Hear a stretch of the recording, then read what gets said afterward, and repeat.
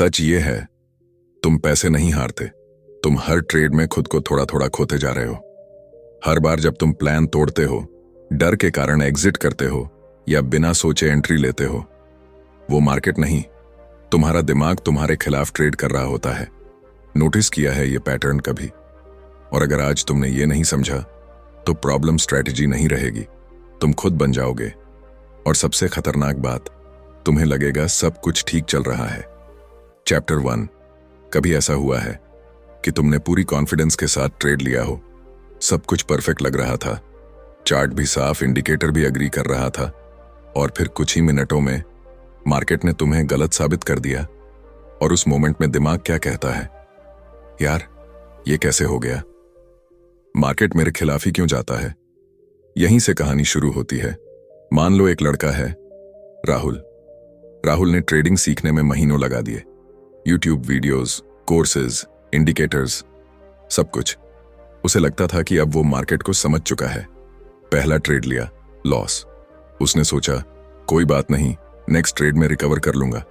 दूसरा ट्रेड, फिर लॉस। अब थोड़ी बेचैनी शुरू। तीसरा ट्रेड, इस बार उसने बिना सोचे बड़ा अमाउंट डाल दिया, और गेस करो क्या हुआ? फिर लॉस। अब राहुल चार्ट नहीं देख रहा था, वो खुद को देख रहा था, और शायद पहली बार उसके अंदर एक सवाल उठा, प्रॉब्लम मार्केट में है या मुझ में? यही वो पॉइंट है जहां ज्यादातर लोग रुक जाते हैं, क्योंकि सच अनकंफर्टेबल होता है। हम हमेशा मानते हैं कि स्ट्रैटेजी सही है, एंट्री सही थी, बस मार्केट गलत है। लेकिन क्या मार्केट कभी गलत होता है? सोचो, अगर एक ही मार्केट में कुछ लोग कंसिस्टेंटली प्रॉफिट कमा रहे हैं, तो प्रॉब्लम मार्केट में कैसे हो सकती है? तो फिर गलती कहां है? असल में ये चैप्टर एक अनकंफर्टेबल ट्रूथ खोलता है। ट्रेडिंग में लोग इसलिए लूज नहीं करते क्योंकि उन्हें नॉलेज नहीं है, बल्कि इसलिए क्योंकि वो खुद को कंट्रोल नहीं कर पाते। राहुल की तरह उसे स्ट्रैटेजी नहीं, खुद से लड़ाई लड़नी थी। पहले लॉस के बाद उसने पेशेंस खो दिया, दूसरे लॉस के बाद कॉन्फिडेंस, और तीसरे लॉस के बाद डिसिप्लिन। और यही पैटर्न हर जगह दिखता है। जैसे जॉब में जब बॉस डांट देता है तो हम सडनली केयरलेस हो जाते हैं। बिजनेस में एक नुकसान के बाद हम रिस्की डिसीजंस लेने लगते हैं। रिलेशनशिप्स में एक गलतफहमी के बाद हम ओवर रिएक्ट कर देते हैं। पैटर्न सेम है, बस सिचुएशन अलग है। तो बिरएचवाई क्या है? क्योंकि हम अनसर्टेनिटी को एक्सेप्ट नहीं कर पाते। हमें कंट्रोल चाहिए, सर्टेनिटी चाहिए, लेकिन मार्केट ना तुम्हारी सुनता है, ना तुम्हारी प्लानिंग फॉलो करता है। व्हाट है इस चैप्टर का कोर आइडिया? मार्केट अनप्रिडिक्टेबल है, लेकिन तुम्हारा बिहेवियर प्रिडिक्टेबल होना चाहिए। हाउ इसे रियल लाइफ में अप्लाई करें? हर ट्रेड से पहले डिसाइड करो, मैं कितना लूज कर सकता हूं। हर लॉस को पर्सनल मत बनाओ, और सबसे इंपॉर्टेंट, हर ट्रेड को एक इंडिपेंडेंट इवेंट की तरह ट्रीट करो, जैसे कॉइन टॉस। पिछला रिजल्ट अगला डिसाइड नहीं करता, लेकिन असली सवाल अभी भी बाकी है। अगर प्रॉब्लम नॉलेज नहीं है, अगर प्रॉब्लम मार्केट नहीं है, तो फिर वो इनविजिबल चीज क्या है जो बार बार तुम्हें सेम मिस्टेक करवाती है? और क्यों तुम जानते हुए भी वही गलती दोहराते हो? इसका जवाब चैप्टर 2 में छुपा है, जहां असली खेल शुरू होता है, दिमाग के अंदर। चैप्टर 2। कभी ऐसा हुआ है कि तुमने ठान लिया, अब मैं इमोशनल नहीं होऊंगा, स्ट्रिक्टली रूल्स फॉलो करूंगा, लेकिन जैसे ही ट्रेड लॉस में जाता है, हाथ खुद ब खुद एग्जिट बटन पर चला जाता है, और बाद में तुम खुद से ही पूछते हो, मैंने ऐसा क्यों किया, जबकि मुझे पता था क्या करना है? यही वो जगह है जहां असली खेल शुरू होता है। राहुल अब थोड़ा समझदार हो गया था। उसे यह समझ आ गया था कि प्रॉब्लम स्ट्रैटेजी में नहीं है। तो उसने सोचा, अब मैं डिसिप्लिन से ट्रेड करूंगा, इमोशंस को कंट्रोल करूंगा। अगले दिन एक परफेक्ट सेटअप आया। उसने एंट्री ली। शुरुआत में ट्रेड थोड़ा प्रॉफिट में गया, लेकिन फिर मार्केट रिवर्स होने लगा। अब दिल की धड़कन तेज, स्क्रीन पर नजरें जम गईं, और दिमाग धीरे धीरे बोलने लगा, यार प्रॉफिट था, अब लॉस हो जाएगा, एग्जिट कर ले, सेफ रह। लेकिन उसका प्लान क्या कहता था? होल्ड करो। और यहीं कुछ सेकंड के अंदर उसने एग्जिट कर दिया। 5 मिनट बाद मार्केट उसी डायरेक्शन में भाग गया जहां उसे जाना था। राहुल स्क्रीन को देख रहा था, लेकिन असल में वो खुद को देख रहा था। मैंने अपने ही रूल क्यों तोड़ दिए? अब धीरे धीरे एक रियलाइजेशन आया। प्रॉब्लम यह नहीं थी कि राहुल को पता नहीं था क्या करना है। प्रॉब्लम यह थी कि उसका माइंड उसे अलाउ नहीं कर रहा था सही काम करने के लिए। यही इस चैप्टर की सबसे डेंजरस ट्रूथ है। ट्रेडिंग में सबसे बड़ा ओपोनेंट मार्केट नहीं, तुम्हारा खुद का माइंड है। सोचो, ये सिर्फ ट्रेडिंग में ही नहीं होता। जब तुम डाइट शुरू करते हो, पहले 2 दिन परफेक्ट, फिर अचानक क्रेविंग आती है और तुम खुद को बोलते हो बस आज चीट कर लेता हूं। जब जिम ज्वाइन करते हो, पहले मोटिवेशन हाई, फिर एक दिन स्किप, फिर दूसरा, और धीरे धीरे डिसिप्लिन खत्म। तो सवाल यह है, वाई हम बार बार वही गलती करते हैं जबकि हमें पता होता है क्या सही है? क्योंकि हमारा ब्रेन लॉजिक से नहीं, पास्ट एक्सपीरियंसेस और इमोशन से ऑपरेट करता है। राहुल के माइंड में हर पिछले लॉस की मेमोरी थी, और जैसे ही करंट ट्रेड थोड़ा भी नेगेटिव हुआ, उसका ब्रेन ऑटोमेटिकली रिएक्ट कर गया, डेंजर, एग्जिट करो, बिना ये सोचे कि इस बार सेटअप अलग हो सकता है। व्हाट है इस चैप्टर का कोर आइडिया? तुम्हारा माइंड तुम्हें प्रोटेक्ट करने के लिए बना है, प्रॉफिट दिलाने के लिए नहीं। इसलिए वो हमेशा सेफ खेलना चाहता है, भले ही लॉन्ग टर्म में तुम लॉस कर रहे हो। हाउ इसे रियल लाइफ में अप्लाई करें? सबसे पहले ये समझो कि इमोशन आएंगे, ये नॉर्मल है। जब भी फियर या ग्रीड आए, तुरंत एक्शन मत लो। खुद से पूछो, क्या मैं प्लान फॉलो कर रहा हूं या इमोशन? और सबसे पावरफुल टेक्निक, पॉज करना सीखो। कुछ सेकंड्स का पॉज पूरे डिसीजन को बदल सकता है। लेकिन यहां एक और गहरी बात छुपी है। अगर हमारा माइंड हमें गलत डिसीजंस लेने पर मजबूर करता है, तो क्या हम सच में कंट्रोल में हैं, या फिर हम सिर्फ अपने पुराने पैटर्न्स के अकॉर्डिंग रिएक्ट कर रहे हैं बिना सोचे? चैप्टर 3 में यह और क्लियर होगा कि असली चेंज तब शुरू होता है जब तुम ब्लेम करना छोड़ देते हो। चैप्टर 3, कभी नोटिस किया है, जब भी कुछ गलत होता है, चाहे ट्रेड में लॉस हो, जॉब में प्रॉब्लम हो, या रिलेशनशिप में मिसअंडरस्टैंडिंग, हमारा दिमाग सबसे पहले क्या करता है? उसकी वजह से हुआ, मार्केट ही बेकार है, टाइमिंग खराब थी। लेकिन क्या कभी तुमने खुद से यह पूछा है, इसमें मेरी क्या गलती थी? या ये सवाल पूछना अनकंफर्टेबल लगता है। राहुल भी वही कर रहा था। हर लॉस के बाद उसका सेम पैटर्न था। आज मार्केट अनप्रेडिक्टेबल था, न्यूज़ ने सब बिगाड़ दिया, स्ट्रैटेजी काम नहीं कर रही, और कुछ देर के लिए उसे रिलीफ भी मिल जाता था, क्योंकि ब्लेम करने से पेन कम हो जाता है। लेकिन एक दिन कुछ अलग हुआ। उसने अपने पुराने ट्रेड्स देखे, और इस बार उसने एक्सक्यूज नहीं ढूंढे, बस ऑब्जर्व किया। पहले ट्रेड में उसने जल्दी एग्जिट किया, दूसरे में ओवर कॉन्फिडेंस में एंट्री ली, तीसरे में बिना प्लान के रिस्क बढ़ा दिया, और अचानक उसे एहसास हुआ हर बार मार्केट सेम था, लेकिन मैं हर बार अलग बिहेव कर रहा था। यही वो मोमेंट था जहां कंफ्यूजन धीरे धीरे क्लैरिटी में बदलने लगा। अब जरा खुद के बारे में सोचो। जब बॉस डांटता है तो हम कहते हैं बॉस ही टॉक्सिक है। जब बिजनेस में लॉस होता है तो हम कहते हैं मार्केट खराब है। जब रिलेशनशिप बिगड़ती है तो हम कहते हैं सामने वाला समझता ही नहीं। लेकिन क्या हम कभी ये देखते हैं कि हमारी रिएक्शन क्या थी? यही इस चैप्टर की सबसे पावरफुल रियलाइजेशन है। जब तक तुम रिस्पॉन्सिबिलिटी नहीं लेते, तब तक तुम चेंज भी नहीं कर सकते, क्योंकि अगर गलती हमेशा बाहर है तो कंट्रोल भी बाहर ही रहेगा।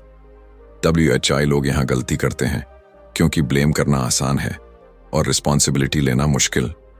ब्लेम करने से ईगो सेफ रहता है, लेकिन ग्रोथ रुक जाती है, और रिस्पॉन्सिबिलिटी लेने से ईगो हर्ट होता है, लेकिन ग्रोथ शुरू होती है।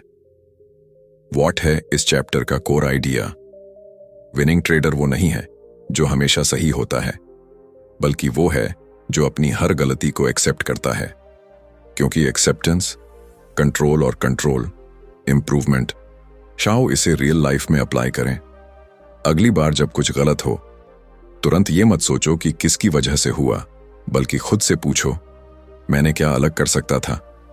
क्या मैं अपने रूल्स फॉलो कर रहा था? और अगर आंसर अनकंफर्टेबल हो तो समझ जाओ यही तुम्हारा नेक्स्ट लेवल है। राहुल ने भी यही किया। उसने मार्केट को बदलने की कोशिश बंद कर दी और खुद को ऑब्जर्व करना शुरू किया। धीरे धीरे उसके डिसीजंस काल्म होने लगे, उसके ट्रेड्स क्लियर होने लगे और सबसे इंपॉर्टेंट, उसने ब्लेम करना छोड़ दिया। लेकिन यहां एक और ट्विस्ट है।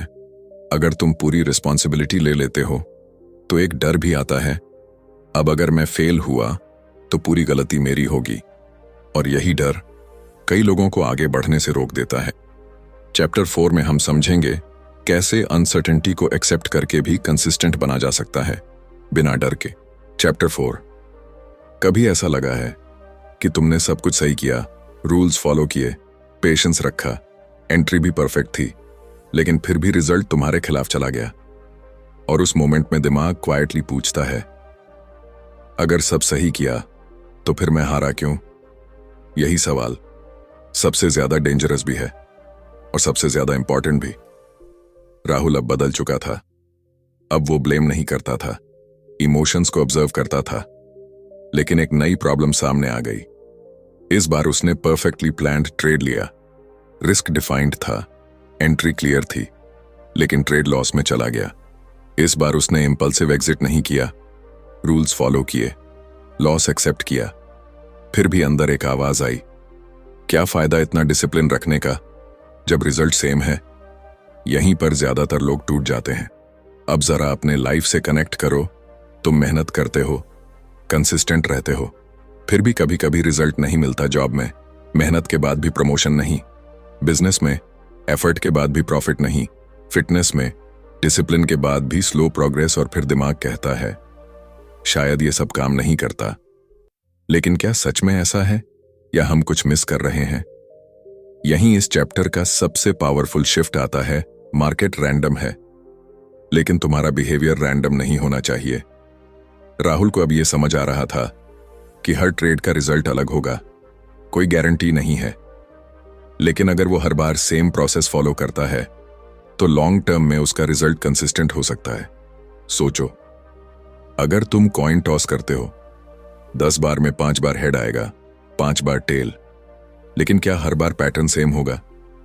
नहीं। कभी लगातार 3 बार टेल भी आ सकता है, कभी 4 बार हेड। लेकिन इसका मतलब यह नहीं कि सिस्टम गलत है। बड़े HY लोग यहां गलती करते हैं क्योंकि वो शॉर्ट टर्म रिजल्ट को देखकर जजमेंट कर लेते हैं। एक लॉस, स्ट्रैटेजी खराब है, 2 लॉस, शायद मैं नहीं कर सकता, और धीरे धीरे वो कंसिस्टेंसी छोड़ देते हैं। व्हाट है इस चैप्टर का कोर आइडिया? कंसिस्टेंसी का मतलब हर बार जीतना नहीं है। कंसिस्टेंसी का मतलब हर बार सेम सही प्रोसेस फॉलो करना है। हाउ इसे रियल लाइफ में अप्लाई करें? अपने फोकस को रिजल्ट से हटाकर प्रोसेस पर लाओ। हर ट्रेड के बाद ये मत सोचो प्रॉफिट हुआ या लॉस, ये सोचो क्या मैंने अपना प्लान फॉलो किया, और अगर आंसर हाँ है तो वो ट्रेड सक्सेसफुल है, चाहे लॉस ही क्यों ना हुआ हो। राहुल ने भी यही शिफ्ट किया। अब वो प्रॉफिट नहीं, प्रोसेस ट्रैक करता था। अब वो जीत नहीं, डिसिप्लिन मेजर करता था। धीरे धीरे उसका फियर कम होने लगा और क्लैरिटी बढ़ने लगी। लेकिन यहां एक सटल ट्रैप छुपा है। अगर मार्केट रैंडम है और हर रिजल्ट अनसर्टेन है, तो फिर हमारा माइंड सर्टेनिटी क्यों ढूंढता है? क्यों हम हर बार श्योर शॉर्ट ट्रेड चाहते हैं? चैप्टर 5 में यह समझ आएगा कि तुम्हारे बिलीव्स ही तय करते हैं कि तुम मार्केट को कैसे देखते हो। चैप्टर 5। कभी तुमने नोटिस किया है, 2 लोग सेम सिचुएशन में होते हैं, same market, same chart, same opportunity, फिर भी एक कॉन्फिडेंटली ट्रेड लेता है और दूसरा डर के कारण एंट्री ही नहीं ले पाता। और सबसे अजीब बात, दोनों को लगता है कि वो सही है। तो सवाल ये है, सच्चाई क्या है और गलत कौन है? या फिर दोनों ही अपने अपने तरीके से सही हैं? राहुल अब डिसिप्लिन समझ चुका था, प्रोसेस फॉलो करना भी सीख रहा था, लेकिन फिर भी कुछ अजीब हो रहा था। कभी वो बिना डाउट के ट्रेड ले लेता और कभी उसी सेटअप को देखकर हेजिटेट करता। एक दिन उसने खुद से पूछा, जब सेटअप सेम है तो मेरा रिएक्शन अलग क्यों है? यहीं से उसे एक हिडन लेयर दिखने लगी। उसके डिसीजंस उसके नॉलेज से नहीं, उसके बिलीफ से ड्रिवन थे। अब जरा अपनी लाइफ में देखो, अगर कोई तुम्हें कहे बिजनेस रिस्की है और तुम ये मानते हो, तो तुम हर अपॉर्चुनिटी में रिस्क ही देखोगे। लेकिन अगर कोई और मानता है, बिजनेस फ्रीडम देता है, तो वो उसी सिचुएशन में अपॉर्चुनिटी देखेगा। सिचुएशन सेम है, परसेप्शन अलग है। ट्रेडिंग में भी यही होता है। अगर तुम मानते हो लॉस अवॉइड करना जरूरी है, तो हर छोटा लॉस तुम्हें बड़ा लगने लगेगा और तुम जल्दी एग्जिट कर जाओगे। अगर तुम मानते हो हर ट्रेड प्रॉफिटेबल होना चाहिए, तो एक लॉस तुम्हें इमोशनली डिस्टर्ब कर देगा। वजवाई लोग यहां गलती करते हैं क्योंकि उन्हें लगता है कि वो लॉजिकली डिसीजन ले रहे हैं, लेकिन असल में वो अपने पुराने बिलीव्स के अकॉर्डिंग रिएक्ट कर रहे होते हैं। और सबसे डेंजरस बात, उन्हें ये पता भी नहीं होता कि उनके बिलीव्स क्या हैं। व्हाट है इस चैप्टर का कोर आइडिया? मार्केट को तुम जैसा मानते हो, वो तुम्हें वैसा ही दिखेगा। तुम्हारे बिलीव्स फिल्टर की तरह काम करते हैं जो डिसाइड करते हैं कि तुम क्या देखोगे और क्या इग्नोर करोगे। हाउ इसे रियल लाइफ में अप्लाई करें? सबसे पहले अपने बिलीव्स आइडेंटिफाई करो। मैं ट्रेडिंग के बारे में क्या मानता हूं? फिर खुद से पूछो, क्या ये बिलीफ मेरी मदद कर रहा है या मुझे लिमिट कर रहा है? धीरे धीरे नए बिलीव्स अडॉप्ट करो। लॉस नॉर्मल है, हर ट्रेड इंडिपेंडेंट है, मुझे सिर्फ प्रोसेस फॉलो करना है। राहुल ने भी यही किया। उसने अपने बिलीव्स को ऑब्जर्व करना शुरू किया और धीरे धीरे उन्हें बदलना शुरू किया। अब वो मार्केट को कंट्रोल करने की कोशिश नहीं करता था, बस खुद को अलाइन करता था। लेकिन यहां एक और लेयर है। अगर बिलीव्स हमारे डिसीजंस को कंट्रोल करते हैं, तो इमोशंस कहां से आते हैं और क्यों? कभी कभी बिना रीजन के भी डर अचानक एक्टिवेट हो जाता है। चैप्टर 6 में हम इसी इनविजिबल एनिमी को समझेंगे जो क्वाइटली तुम्हारे हर डिसीजन को इन्फ्लुएंस करता है बिना दिखे। चैप्टर 6। कभी ऐसा हुआ है कि तुम जानते थे ये सही डिसीजन है, फिर भी दिल ने कहा मत करो और तुम रुक गए? या फिर उल्टा, तुम जानते थे ये रिस्की है, फिर भी एक अजीब एक्साइटमेंट में आकर कर दिया और बाद में तुम खुद से यही पूछते रह गए, मैंने ऐसा क्यों किया? यही वो इनविजिबल फोर्स है जो क्वाइटली तुम्हारे हर डिसीजन को कंट्रोल करती है। फियर। राहुल अब बिलीफ समझ चुका था, लेकिन एक प्रॉब्लम अभी भी बाकी थी। एक दिन उसे परफेक्ट सेटअप मिला, सब कुछ क्लियर था, रूल्स मैच कर रहे थे, लेकिन जैसे ही उसने एंट्री लेने की सोची, उसका हाथ रुक गया। दिल की धड़कन तेज, दिमाग में पिछले लॉसेस फ्लैश होने लगे। अगर यह भी लॉस हो गया तो? फिर से वही पेन, और उसने ट्रेड स्किप कर दिया। कुछ देर बाद मार्केट उसी डायरेक्शन में भाग गया जहां उसे जाना था। राहुल स्क्रीन को देख रहा था, लेकिन असल में वो अपने डर को देख रहा था। अब जरा खुद से पूछो, कितनी बार ऐसा हुआ है? अपॉर्चुनिटी सामने थी, लेकिन तुमने एक्शन नहीं लिया या फिर बिना सोचे रिस्की डिसीजन ले लिया, सिर्फ इसीलिए क्योंकि इमोशन स्ट्रांग था। ये मेरे साथ भी हो चुका है। वाई लोग यहां गलती करते हैं? क्योंकि फियर लॉजिकल नहीं होता, फियर पास्ट एक्सपीरियंसेस से आता है। अगर तुम्हें पहले लॉस हुआ है, तो तुम्हारा ब्रेन ऑटोमेटिकली प्रोटेक्ट मोड में चला जाता है। पेन अवॉइड करो, सेफ रहो, और यही प्रोटेक्शन तुम्हें ग्रोथ से दूर कर देता है। व्हाट है इस चैप्टर का कोर आइडिया? फियर तुम्हें बचाने के लिए बना है, लेकिन ट्रेडिंग में वही तुम्हें रोकता भी है। मार्केट में फियर का मतलब डेंजर नहीं होता, लेकिन तुम्हारा माइंड उसे डेंजर की तरह ट्रीट करता है। हाउ इसे रियल लाइफ में अप्लाई करें? सबसे पहले फियर को इग्नोर मत करो, उसे पहचानो। जब भी डर लगे, खुद से पूछो, क्या यह रियल रिस्क है या सिर्फ पास्ट का डर? हर ट्रेड से पहले रिस्क डिफाइन करो ताकि तुम्हारा माइंड काम रहे। और सबसे इंपॉर्टेंट, फियर के साथ एक्शन लेना सीखो, ना कि फियर खत्म होने का वेट करना। राहुल ने भी यही किया। अब वो डर को सप्रेस नहीं करता था, बस ऑब्जर्व करता था और फिर भी एक्शन लेता था। धीरे धीरे फियर का कंट्रोल कम होने लगा और क्लैरिटी बढ़ने लगी। लेकिन यहां एक और ट्विस्ट है। अगर फियर हमें रोकता है, तो कभी कभी वही इमोशन हमें ओवर कॉन्फिडेंट भी बना देता है। कभी हम जरूरत से ज्यादा कॉशियस होते हैं और कभी बिना सोचे ओवर रिस्क ले लेते हैं। तो ये दूसरा एक्सट्रीम कहां से आता है? चैप्टर 7 में हम समझेंगे कैसे माइंड प्रोबेबिलिटी को समझने में फेल होता है और वही हमारी सबसे बड़ी गलती बन जाती है। चैप्टर 7। कभी ऐसा हुआ है 2 लॉस के बाद तुमने सोचा अब तो अगला ट्रेड पक्का जीतेगा और उसी कॉन्फिडेंस में बड़ा रिस्क ले लिया, या फिर लगातार 2 प्रॉफिट के बाद लगा आज तो मार्केट मेरे कंट्रोल में है और अगले ही ट्रेड में सब वापस चला गया।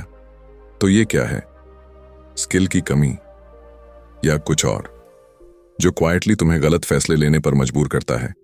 यहीं से एक हिडन ट्रैप शुरू होता है जिसे हम समझते नहीं लेकिन रोज जीते हैं। राहुल अब फियर को समझ चुका था, बिलीफ्स पर भी काम कर रहा था, लेकिन अब एक नई प्रॉब्लम सामने आई। एक दिन उसने लगातार 3 लॉस लिए। अब उसका कॉन्फिडेंस टूट चुका था। चौथा सेटअप आया, परफेक्ट था, लेकिन उसने एंट्री नहीं ली। पता नहीं फिर लॉस हो गया तो? और आयरनी देखो, वही ट्रेड सबसे बड़ा विनर निकला। कुछ दिन बाद एग्जैक्ट ऑपोजिट हुआ, लगातार 3 प्रॉफिट मिले। अब राहुल फुल कॉन्फिडेंस में था। चौथा ट्रेड आया, इस बार उसने बिना ज्यादा सोचे बड़ा अमाउंट डाल दिया। अब तो मेरा फ्लो बन गया है। और गेस करो क्या हुआ, एक ही ट्रेड में पूरा प्रॉफिट वाइप आउट। अब राहुल कंफ्यूज्ड था। जब मैं कॉशियस होता हूं तब मिस करता हूं, जब कॉन्फिडेंट होता हूं तब लॉस करता हूं। तो सही क्या है? यहीं उसे एक सिंपल लेकिन पावरफुल बात समझ आई। हर ट्रेड इंडिपेंडेंट होता है। पिछला विन अगले ट्रेड को जीत नहीं बनाता, पिछला लॉस अगले ट्रेड को लॉस नहीं बनाता। अब जरा अपनी लाइफ में देखो, एग्जाम में एक बार फेल हुए तो अगली बार भी डर लगता है। बिजनेस में एक डील फेल हुई तो अगली अपॉर्चुनिटी भी रिस्की लगती है, या फिर एक बार सक्सेस मिल गई तो ओवर कॉन्फिडेंस आ जाता है, अब तो मैं कर ही लूंगा। लेकिन क्या हर सिचुएशन सेम होती है? नहीं। वाई लोग यहां गलती करते हैं? क्योंकि हमारा ब्रेन पैटर्न्स ढूंढता है जहां पैटर्न होता ही नहीं। हम सोचते हैं 3 बार ऐसा हुआ तो चौथी बार भी होगा, लेकिन मार्केट प्रोबेबिलिटी पर चलता है, सर्टेनिटी पर नहीं। व्हाट है इस चैप्टर का कोर आइडिया? ट्रेडिंग गेसिंग गेम नहीं, प्रोबेबिलिटी गेम है। तुम्हारा काम प्रेडिक्ट करना नहीं है, तुम्हारा काम एज के साथ कंसिस्टेंटली एक्ट करना है। हाउ इसे रियल लाइफ में अप्लाई करें? हर ट्रेड को फ्रेश स्टार्ट की तरह लो। पिछले रिजल्ट को डिसीजन में मत लाओ। खुद से पूछो, क्या ये सेटअप मेरे रूल्स मैच करता है? बस, ना ओवर कॉन्फिडेंस ना फियर। राहुल ने भी यही शिफ्ट किया। अब वो ना पिछले लॉस से डरता था, ना पिछले विन से एक्साइटेड होता था। वो बस प्रोसेस फॉलो करता था और धीरे धीरे उसका माइंड काल्म होने लगा। लेकिन यहां एक और सटल चैलेंज है। अगर हर ट्रेड इंडिपेंडेंट है और आउटकम अनसर्टेन है तो इमोशंस को कंप्लीटली कंट्रोल कैसे किया जाए? क्योंकि जानना आसान है, लेकिन उस पर कंसिस्टेंटली एक्ट करना वही असली चैलेंज है। चैप्टर 8 में हम समझेंगे कि रियल डिसिप्लिन क्या होता है और क्यों ज्यादातर लोग उसे जानते हुए भी फॉलो नहीं कर पाते। चैप्टर 8। कभी तुमने खुद से यह प्रॉमिस किया है, बस अब से मैं अपने रूल्स फॉलो करूंगा, नो इमोशंस नो मिस्टेक्स, और अगले ही दिन तुम वही गलती रिपीट कर देते हो? फिर खुद से कहते हो, मुझे पता था फिर भी मैंने क्यों किया? यही वो जगह है जहां डिसिप्लिन की असली सच्चाई सामने आती है। राहुल अब बहुत कुछ समझ चुका था। फियर, बिलीव्स, प्रोबेबिलिटी सब क्लियर था, लेकिन एक प्रॉब्लम अब भी बाकी थी। वो जानता सब कुछ था, लेकिन करता नहीं था। एक दिन उसने परफेक्ट सेटअप देखा, रूल्स मैच कर रहे थे, लेकिन एंट्री लेने से पहले उसने सोचा, थोड़ा वेट कर लेता हूं, शायद बेटर प्राइस मिल जाए। और फिर ट्रेड निकल गया। दूसरी बार उसने बिना पूरा कॉन्फर्मेशन लिए एंट्री ले ली। लगता है मूव अभी शुरू होगा, और वही ट्रेड लॉस में चला गया। अब राहुल फ्रस्ट्रेटेड था। मैं रूल्स जानता हूं, फिर भी फॉलो क्यों नहीं कर पाता? अब जरा खुद की लाइफ में देखो। तुम जानते हो कि सुबह जल्दी उठना अच्छा है, जंक फूड अवॉइड करना चाहिए, फोन कम यूज करना चाहिए, फिर भी हम वही करते हैं जो नहीं करना चाहिए। ये मेरे साथ भी हो चुका है। तो दबुचाई ऐसा होता है क्योंकि डिसिप्लिन नॉलेज से नहीं, हैबिट और माइंडसेट से आता है। हमारा ब्रेन कंफर्ट ढूंढता है और डिसिप्लिन अनकंफर्टेबल होता है। इसलिए हम शॉर्ट टर्म रिलीफ चूज करते हैं और लॉन्ग टर्म सक्सेस सैक्रिफाइस कर देते हैं। व्हाट है इस चैप्टर का कोर आइडिया? डिसिप्लिन का मतलब परफेक्ट होना नहीं है। डिसिप्लिन का मतलब है हर बार सही एक्शन लेना, चाहे मन करे या ना करे। हाउ इसे रियल लाइफ में अप्लाई करें। अपने रूल्स को सिंपल और क्लियर रखो। डिसीजन के समय सोचो मत, फॉलो करो। फीलिंग्स बदल सकती हैं, लेकिन रूल्स नहीं बदलने चाहिए। छोटे छोटे विन्स बिल्ड करो, जैसे एक ट्रेड सही प्रोसेस से लेना, एक इंपल्सिव डिसीजन अवॉइड करना। राहुल ने भी यही किया। उसने खुद को फोर्स नहीं किया परफेक्ट बनने के लिए, बस एक चीज पर फोकस किया। हर बार रूल फॉलो करना है, चाहे रिजल्ट कुछ भी हो। धीरे धीरे उसका कॉन्फिडेंस बढ़ने लगा और सबसे इंपॉर्टेंट, उसका ट्रस्ट खुद पर बनना शुरू हुआ। लेकिन यहां एक गहरी बात छुपी है। अगर डिसिप्लिन इतना सिंपल है, तो फिर इतने लोग इसे मेंटेन क्यों नहीं कर पाते? क्यों बार बार हम खुद से किए वादे तोड़ देते हैं? चैप्टर 9 में हम समझेंगे कि विनिंग एटीट्यूड कैसे बनता है और क्यों माइंडसेट ही तुम्हें एवरेज से अलग करता है। चैप्टर 9। कभी ऐसा लगा है कि तुम मेहनत भी कर रहे हो, रूल्स भी फॉलो कर रहे हो, फिर भी अंदर से कॉन्फिडेंस नहीं आता? जैसे बाहर सब ठीक है, लेकिन अंदर कहीं डाउट छुपा हुआ है। पता नहीं मैं कर पाऊंगा या नहीं। यही वो साइलेंट बैटल है जो हर ट्रेडर लड़ता है बिना किसी को बताए। राहुल अब डिसिप्लिन्ड हो चुका था, रूल्स फॉलो करता था, इंपल्सिव डिसीजंस कम हो गए थे, लेकिन एक चीज अभी भी मिसिंग थी, ट्रस्ट। एक दिन उसने ट्रेड लिया, सेटअप परफेक्ट था, सब कुछ प्लान के हिसाब से, लेकिन जैसे ही ट्रेड थोड़ा नेगेटिव गया, उसके अंदर डाउट शुरू हो गया। शायद मैंने गलत एंट्री ली, शायद ये सेटअप काम नहीं करेगा, और उसने जल्दी एग्जिट कर लिया। कुछ देर बाद मार्केट उसी डायरेक्शन में चला गया जहां उसे जाना था। अब जरा खुद से पूछो, कितनी बार ऐसा हुआ है? तुमने सही डिसीजन लिया, लेकिन डाउट के कारण उसे पूरा नहीं निभाया, या फिर दूसरों की ओपिनियन सुनकर अपना प्लान बदल दिया, या एक लॉस के बाद खुद पर ट्रस्ट ही खो दिया। ये मेरे साथ भी हो चुका है। तो वाई ऐसा होता है? क्योंकि हमारा माइंडसेट अभी विनिंग नहीं, अवॉइडिंग लॉस मोड में होता है। हम जीतने के लिए ट्रेड नहीं करते, हम हार से बचने के लिए ट्रेड करते हैं, और यही सटल फर्क पूरी गेम बदल देता है। व्हाट है इस चैप्टर का कोर आइडिया? विनिंग एटीट्यूड का मतलब ये नहीं कि तुम हमेशा जीतोगे, बल्कि ये है कि तुम हर सिचुएशन में स्टेबल रहोगे। ना ज्यादा एक्साइटेड, ना ज्यादा डर, बस क्लियर, काम और फोकस्ड। अब सोचो, एक एथलीट जब मैदान में उतरता है, तो क्या वो हर शॉट जीतने के बारे में सोचता है? नहीं, वो बस अपना बेस्ट देता है और रिजल्ट को एक्सेप्ट करता है। हाउ इसे रियल लाइफ में अप्लाई करें? खुद पर ट्रस्ट बिल्ड करो, छोटे कंसिस्टेंट एक्शंस से। हर लॉस को फेलियर मत समझो, फीडबैक समझो।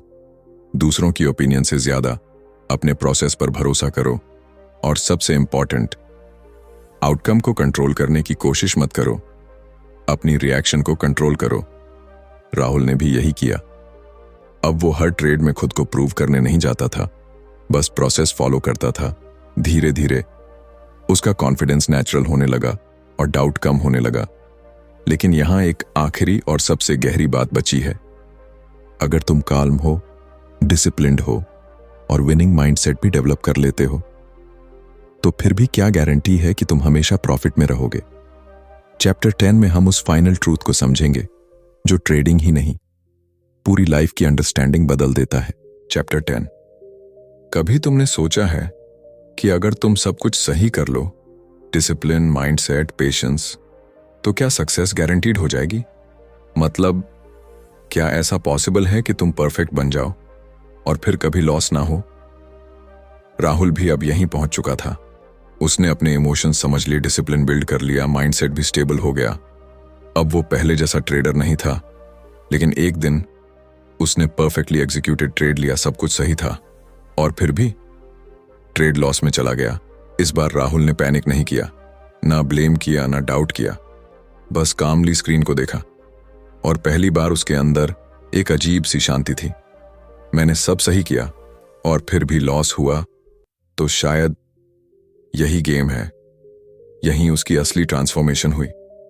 अब जरा खुद से पूछो, लाइफ में भी ऐसा होता है ना?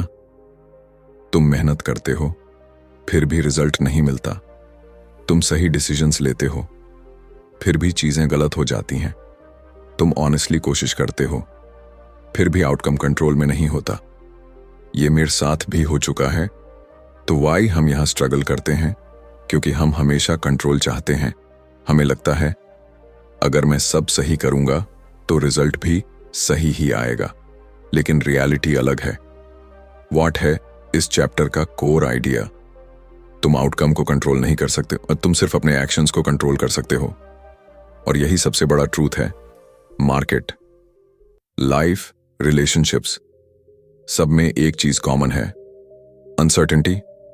तुम प्लान कर सकते हो, तैयारी कर सकते हो, लेकिन फाइनल रिजल्ट हमेशा अनसर्टेन रहेगा।